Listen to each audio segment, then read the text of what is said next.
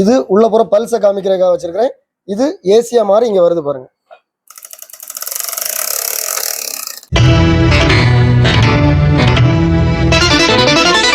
Welcome back to vintage electronics online course. நம்மகிட்ட இருக்கக்கூடிய ஏசியை டிசி ஆக்கணும், நான் ஈஸியாக மாற்றிடலாம். ஒரு ரெக்டிஃபயரை போட்டால் ஏசியை டிசியாக மாற்றிடலாம். ஒரு கொஸ்டின் உங்கள்கிட்ட கேட்குறாங்க, டிசியை ஏசியாக மாற்ற முடியுமா? அதாவது இது டிசி, நம்ம இன்வெர்டர், நம்ம வீட்டிலலாம் அதான் நடக்குது. டிசி பேட்டரி வச்சுருக்கிறோம், நம்ம வீட்டுக்கு தேவை வந்து ஏசி. அதை மாற்ற முடியுமா? மாற்றலாம், ஆனால் கொஞ்சம் கஷ்டம். அதுதான் இன்வெர்டர். அந்த இன்வெர்டர் எப்படி ஃபங்க்ஷன் ஆகுது, அதுதான் ஆசிலேட்டர். ஏன்னா நமக்கு விண்டேஜ் ரேடியோலெல்லாம் அந்த ஆசிலேட்டர்னு ஒரு செக்ஷனே உண்டு. அந்த ஆசிலேட்டர்னா என்னங்கிற தெரியறதுக்காக நான் இந்த டெமோ நான் பண்ணி காமிக்கிறேன். ஓகே, ஸோ இப்போ ஆசிலேட்டர்னா என்ன? இது ஆசிலேட் ஆகலை, ப்ளஸ்ஸாக தான் இருக்குது, மைனஸாக தான் இருக்குது. நான் இப்போ இதை ஆசிலேட் பண்ண வைக்கணும்னா என்ன செய்யணும்னா, ஒரு சுவிட்சை போட்டுட்டு இப்போ 50 ஹெர்ட்ஸ்னா 50 டைம்ஸ் அந்த சுவிட்சை நான் ஆன் பண்ணி ஆஃப் பண்ணேன். ஒரு செகண்டுக்கு 50 டைம்ஸ் யாராலையும் ஆஃப் பண்ணி ஆன் பண்ண முடியாது. கூடி போனால் ஒரு செகண்டுக்கு ஒரு 3 நேரம் அல்லது 4 நேரம் ஆன் பண்ணி ஆஃப் பண்ணலாம். அதுக்காக நான் ஒரு டிவைஸ் பண்ணி வச்சிருக்கேன் பாருங்க. இதில் ஒரு சுவிட்சு, இதான் லிமிட் சுவிட்சுன்னு சொல்லுவோம். இந்த சுவிட்சை இந்த மாதிரி ஒரு டாய் வந்து கடையில் கிடைக்குது. ஸோ இந்த டாயை வாங்கி அதில் இங்கே ஒரு சின்ன பிளாஸ்டிக்கை கட் பண்ணி எடுத்துட்டு நான் என்ன பண்ணியிருக்கேன்னா இந்த சுவிட்சை மாட்டியிருக்கிறேன். இங்கே பாருங்கள், இந்த மாட்டியிருக்கிறேன். இந்த இதில் வந்து பார்த்தீங்கன்னா 18 கட்டு இருக்குது. அப்போ நான் ஒரு சுற்றுறேன்னா 18 நேரம் இந்த சுவிட்ச் ஆன் ஆகி ஆஃப் ஆகும். ஸோ இது ரொம்ப இன்ட்ரெஸ்டிங்காக இருக்கும், சின்ன பிள்ளைங்களுக்கும் சரி. இது வந்து ரொம்ப யூஸ்ஃபுல்லான ஒன்று. நான் இப்போ இதை ஒரு சுற்று இப்படி சுற்றுனேன்னா இந்த சுவிட்ச் 18 நேரம் ஆன் ஆகும். அப்போ 3 சுற்றுனேன்னா ஒரு செகண்டுக்கு முன்னாடி 3 நேரம் சுற்றிட்டேன்னா 54 நேரம், அதாவது கிட்டத்தட்ட 50 ஹெர்ட்ஸ். இங்கே பாருங்க, நான் இதை டெமோ பண்ணி காமிக்கிறேன் பாருங்க. இதை பார்த்தீங்கன்னா உங்களுக்கு ஆசிலேட்டர்னா என்னன்னு புரிஞ்சிடும். இங்கே பாருங்க, இந்த லைட்டை பார்த்துடுங்க. இப்போ வேற எதுவும் பார்க்க வேண்டாம். இந்த லைட்டு நான் அந்த சுவிட்சு இப்போ வெட்டலை, இப்படி வெட்டிட்டு இது வந்து டிசி, ஆக்சுவலி 0 ஹெர்ட்ஸ், வெட்டவே இல்லை. இப்போ பாருங்க, ஒரு வெட்டு, 2 வெட்டு, 3 வெட்டு, ஒரு சுற்று சுற்றுனா 18 வெட்டு, 3 சுற்று ஃபாஸ்ட்டாக வெட்டினா உங்களுக்கு இந்த வெட்டே தெரியாது. ஸோ நிறைய பேர் இந்த கொஸ்டின் கேட்பாங்க, நம்ம ஏசி இத்தனை நேரம் வெட்டுதுன்னு சொல்றீங்களா, நம்ம கண்ணுக்கு ஏன் அந்த வெட்டு தெரியல? பழைய குண்டு பல்பு உண்டு, ஃபிலமெண்ட் பல்புன்னு சொல்லுவோம். அது பழைய டியூப் லைட்லாம் இப்படி பார்த்தீங்கன்னா நம்ம சைடு கண்ணில் ஒரு வெட்டு தெரியும். ஒரு செகண்டுக்கு 50 நேரம் வெட்டும். நம்ம கண்ணுக்கு 25 நேரத்துக்கு மேலே உள்ள வெட்டு நம்ம கண்ணுக்கு தெரியாது. இங்கே பாருங்க, ஃபாஸ்ட்டாக நான் சுற்றுறேன், ஒரு செகண்டுக்கு இப்போ 50 நேரம் வெட்டிகிட்டு இருக்கு. நம்ம கண்ணுக்கு அந்த வெட்டு ரொம்ப தெரியல பாருங்க. இதுதான் வந்து என்னன்னா அந்த 50 ஹெர்ட்ஸ், நம்ம இந்தியன் ஃப்ரீக்வன்சி வந்து 50 ஹெர்ட்ஸ். நான் இதை வந்து ஏசியா மாற்றி காமிக்கிறேன். இந்த சுவிட்சை வந்து நேராக இங்கே ஒரு ரிலே கொடுத்து நான் என்ன பண்ணியிருக்கிறேன்னா ஒரு டிரான்ஸ்ஃபார்மரில் 12 வோல்ட் சைடு இதை கொடுக்குறேன். இந்த பேட்டரியிலேருந்து வரதை கட் பண்ணி இதில் கொடுத்துருக்கேன், வேற ஒன்றும் பண்ணலை. நான் இதை சுற்றும் போது இது கட் பண்ணி இதில் கொடுக்குது. ஆனால் இந்த டிரான்ஸ்ஃபார்மருக்கு அது எப்படி தெரியும்? இது ஒரு ஏசி உள்ள வந்துட்டு நம்ம அதை ஸ்டெப் பண்ணிடுவோம்னு சொல்லி இப்போ ஸ்டெப் பண்ணி காமிக்க பாருங்க. நான் இப்போ அங்கேருந்தெல்லாம் பவர் எடுக்கலை, இந்த பேட்டரியிலேருந்து தான் எடுத்துருக்கிறேன். ஸோ நான் இங்கே சுற்றும் போது இந்த வோல்டேஜ் கட் ஆகி இதுக்கு ப்ரைமரியாக கிடைக்குது. கண்டிப்பாக இதில் 230 வரணும். இங்கே இருக்க டிசியை இதுக்கு கொடுத்து அந்த சுவிட்சை ஆன் பண்ணி ஆஃப் பண்ணி, ஏன்னா என்னால் வந்து மேனுவலாக பண்ண முடியலை. ஸோ இதை சுற்றி நான் கட் பண்ணி இதுக்கு 50 டைம்ஸ் கட் பண்ணி கொடுக்குறேன். அது 50 டைம்ஸ் கட் பண்ணுறத அது வந்து ஏசின்னு நினச்சிட்டு இந்த பக்கம் 230 மாற்றி விடுது. ஸோ ஒரு இன்வெர்டர் என்ன வேலையை பண்ணுதோ அது இந்த இது பண்ணுது. இதான் ஆசிலேட்டர், காமிக்கிறேன் பாருங்க. இது 230 எரியக்கூடியது. நான் 12 தான் யூஸ் பண்ணியிருக்கிறேன். கண்டிப்பாக இது இன்வெர்டராக ஒர்க் ஆகினா தான் இது இப்போ ஒர்க் ஆகும்.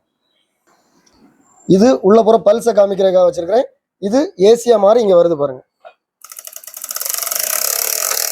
ஸோ இங்கே பாருங்க, நான் ஒரு தட்டினோடனே இங்கே இருந்து ஏசியா மாதிரி இங்கே வருது. இது வெளில போகுது ஃபாஸ்ட்டாக பண்ணும்போது. ஆனாலும் 100% நம்மளால 50 ஹெர்ட்ஸ் கிரியேட் பண்ண முடியல. கரெக்டாக 50 ஹெர்ட்ஸ் கிரியேட் ஆச்சுன்னா இது வந்து அந்த பிளிங்க் வந்து நம்ம கண்ணுக்கு தெரியாது, லைட்டாக தெரியும். இங்கே உள்ள போகிறது டிசி, இங்கே 50 டைம்ஸ் கட் ஆகி இதுக்கு ப்ரைமரியாக கிடைக்குது அந்த 12 வோல்ட்டு. இதில் நான் அந்த 12 வோல்ட்டை கட் பண்ணி கொடுக்குறேன். இதுக்கு பேர் வந்து எலக்ட்ரானிக்ஸில் பல்சேட்டட் டிசின்னு சொல்லுவோம். இந்த பல்சேட்டட் டிசியை டிரான்ஸ்ஃபார்மர் ஏசின்னு நினச்சிட்டு இங்கே, ஏன்னா டிசி வந்து இதுக்கு ஒர்க் ஆகாது, நம்ம கட் பண்ணி கொடுக்குறதுனால அது அந்த பல்சேட்டட் டிசியை ஏசின்னு நினச்சிட்டு ஸ்டெப் பண்ணி நம்ம இப்போ இதை சுற்றிட்டு இங்கே கை வச்சோன்னா அடிக்கும். ஏன்னா 230 வருது இதில். அடுத்து முக்கியமான மேட்ரு ஒரு சர்வீஸ் இன்ஜினியருக்கு தெரிய வேண்டியது என்னென்னா, நம்ம வீட்டில் வந்து இந்த மாதிரி சாக்கெட் இருக்கும், அதில் 2 பக்கமும் சில சமயங்களில் டெஸ்ட் வச்சு பார்த்தோன்னா லைட் எரியும். இப்போ பாருங்கள், இதை ஆன் பண்ணுறேன், இந்த பக்கம் தெரியுது, ரைட் சைடு தெரியுது. இந்த பக்கம் தெரியாது. ஸோ இது நியூட்ரல், இது ஃபேஸு.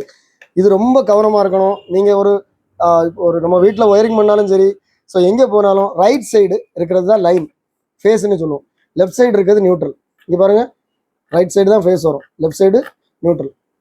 ஒருவேளை நம்ம வீட்டில் வந்து ரெண்டு பக்கமும் லைட் எரியுதுன்னு வச்சுக்கோ, அதுக்கு ஒரே ஒரு காரணம் தான் நான் கட் பண்ணி காமிக்கிறேன் பாருங்கள். இதான் நம்ம வீட்டுக்கு வரக்கூடிய போஸ்ட்லேருந்து வரக்கூடிய லைன்னு வச்சுக்கோ. ஸோ நான் இதில் நியூட்ரலாக கட் பண்ணி விட்றேன். ஸோ இப்போ நியூட்ரலாக நான் கட் பண்ணிட்டேன், ஃபேஸ் மட்டும் தான் வருது. இது போஸ்ட்லேருந்து நம்ம வீட்டுக்கு வரக்கூடிய இடத்துல நியூட்ரல் கட் ஆகிட்டுன்னு வச்சுக்கோ, நமக்கு தெரியல. ஸோ இப்போ நான் லோடை கொடுக்குறேன். ஓகே, ஸோ இப்போ நான் டெஸ்ட் வச்சு பார்க்குறேன். லோடுக்கு ஒரு லைன் வரல. இங்கே பாருங்கள், இந்த சைடு லைன் வருது, இந்த சைடும் வருது பாருங்க. ஸோ நம்ம வீட்டில் என்னைக்குனாலும் ரெண்டு பக்கமும் இதை மாதிரி லைன் வந்தால் கண்டிப்பாக உங்கள் வீட்டில் நியூட்ரல் கட் ஆகிருக்குன்னு அர்த்தம். ஸோ எங்கேயோ ஒரு இடத்துல நியூட்ரல் கட் ஆகிருக்கு, அதை சரி பண்ணிங்கன்னா வந்துடும். இப்போ நான் சரி பண்ணி காமிக்கிறேன்.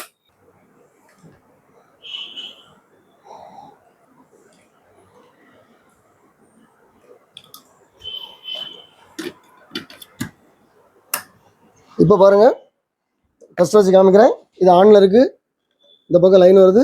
ஸோ இப்போ நீங்கள் நம்ம இதில் எதை கொடுத்தாலும் ஒர்க் ஆகும். அப்படின்னா ஃபேஸ்னா என்ன, நியூட்ரல்னா என்ன, ரெண்டு பக்கமும் ப்ளஸ் மைனஸ் மாறி மாறி தானே வருது. ஸோ இப்போ நம்ம இதுலேருந்து லைன் எடுத்தோம்னா இதில் ப்ளஸ் வருது, மைனஸ் வருது, ப்ளஸ் வருது, மைனஸ் வருது, மாறி மாறி வருது. நம்ம ஏன் இதை ஃபேஸுங்கிறோம், இதை நியூட்ரலுங்கிறோம்? பவர் ப்ரொடக்ஷன் பண்ணக்கூடிய இடத்துல 3 ஃபேஸ் வரும், ஒரு நியூட்ரல் வரும். 3 ஃபேஸும் தனித்தனி லைனில் வரும். இந்த நியூட்ரல் என்ன பண்ணுவாங்கன்னா தரையில் ரொம்ப ஆழமாக அடிச்சிருவாங்க. அதில் ஒரு லைன் எடுத்து நியூட்ரல் அப்படியே நமக்கு அந்த ஃபேஸ் கூட தனி லைனாக வரும். அப்போ ஒரு நியூட்ரல் 3 ஃபேஸ் வரும். அது அந்த நியூட்ரல்லேருந்து ஒரு பார்ட் எங்கே போய்டும்னா தரைக்கு கிரவுண்டாக போயிடும். ஸோ நம்ம எந்த இடத்துல தரையில் தொட்டாலும் அது நியூட்ரல் தான். அங்கேருந்து கிரவுண்ட் ஆகுறதுனால நம்ம அதை கிரவுண்டுன்னு சொல்கிறோம். அதனால தான் அந்த லைன் நம்ம தரையில் கிரவுண்ட் பண்ணியிருக்கனால அந்த லைன் வந்து லெஃப்ட் சைடு நியூட்ரல்னு சொல்லி நம்ம வந்துட்டு இருக்கு. இந்த பக்கம் தான் ஃபேஸ். இப்போ நம்ம இந்த நியூட்ரலை தொட்டோம்னா ஒன்றும் செய்யாது, ஏன்னா நம்ம இருக்கிற கிரவுண்டே நியூட்ரல் தான். ஃபேஸை தொட்டுட்டு நம்ம கை எர்த்துலையோ எங்கேயோ பட்டுட்டுனா ஸோ ரெண்டு லைனும் நமக்கு ஜாயிண்ட் ஆகிடும். அதனால தான் இதில் பட்டுனா அடிக்குது. ஸோ நம்ம ஒருவேளை நமக்கு நியூட்ரல் கட் ஆகிட்டு, நியூட்ரல் இல்லைன்னா ஒரு லைன் ஃபேஸ்லேருந்து எடுத்து ஒரு லைன் வந்து தரையில் ஒரு ஆழமாக ஒரு கம்பி எடுத்து நம்ம அடித்து அதுலேருந்து எடுத்தோம்னா நம்ம ஃபுல் பவரில் எரியாட்டாலும் கொஞ்சம் பவரில் எரியும். ஏன்னா நமக்கு நியூட்ரல் எங்கேருந்து வருதுன்னா அந்த எர்த்துன்னு சொல்கிறது ஆல்மோஸ்ட் வந்து 50% அது என்னென்னா அது வந்து நியூட்ரல் தான். இதுதான் ஏசி. இது டயோடு போட்ட அப்புறம் அதுக்கு அவுட்புட்டு. அதாவது இங்கே உள்ள இது வந்து பாசிட்டிவ் சைக்கிள் ப்ளஸ் அப்படி இருக்குது, இந்த மைனஸும் ப்ளஸ் ஆகிட்டு, பழையபடி பாசிட்டிவ் சைக்கிள் அப்படி இருக்குது, இந்த மைனஸும் ப்ளஸ் ஆகிட்டு. ஸோ இந்த மாதிரி இருக்கும். இது ரெக்டிஃபைடு, அதாவது 4 டயோடோட வேலை இது. அந்த கெப்பாசிட்டரோட யூஸ் என்னென்னா இதை ஸ்மூத் பண்ணுது. இந்த பல்ஸை வந்து இதுலேயும் கொஞ்சம் பல்ஸ் இருக்குது, இங்கே பாருங்கள், அதை கீழே இறங்க விடாமல் இது ப்ளஸ்ஸு இது மைனஸ் ஓரளவுக்கு கொண்டு வருது. இப்போ இந்த லைட்டை பாருங்கள், 50 ஹெர்ட்ஸ் வந்து இதில் ஒரு செகண்டுக்கு 50 டைம்ஸ் வந்து நமக்கு கண்ணுக்கு தெரியுது. இதில் ஒரு டயோடு மட்டும் தான் யூஸ் பண்ணியிருக்கோம்.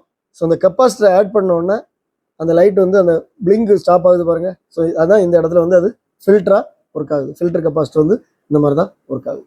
பேட்டரியில் உள்ளது எப்படி இருக்குன்னா நமக்கு இந்த மாதிரி இருக்கும், ஆனால் நம்ம ரெக்டிஃபை பண்ணி அதை ஃபில்டர் பண்ணி நமக்கு இந்த மாதிரி வரும். ஸோ அடுத்த கிளாஸில் வந்து பார்த்திங்கன்னா வோல்டேஜ்னா என்ன, கரண்ட்னா என்ன, பவர்னா என்ன, எலிமினேட்டர் எப்படி ஃபங்க்ஷன் ஆகுது, அதாவது நமக்கு இந்த மாதிரி சர்வீஸ் இன்ஜினியருக்கு வந்து ஒரு எலிமினேட்டர் தேவை. ஸோ அதை நம்ம எப்படி ரெடி பண்ணுறது, இந்த லெசன் உங்களுக்கு கண்டிப்பாக யூஸ்ஃபுல்லாக இருக்கும். நீங்கள் உங்கள் பிள்ளைங்களுக்கும் இதை கண்டிப்பாக சொல்லிக் கொடுங்க, ஏன்னா இதில் நிறைய பேசிக் இருக்குது. ஸோ உங்களுக்கு ரொம்ப யூஸ்ஃபுல்லாக இருக்கும். அடுத்த லெசன் வர்றது வரைக்கும் பாய்.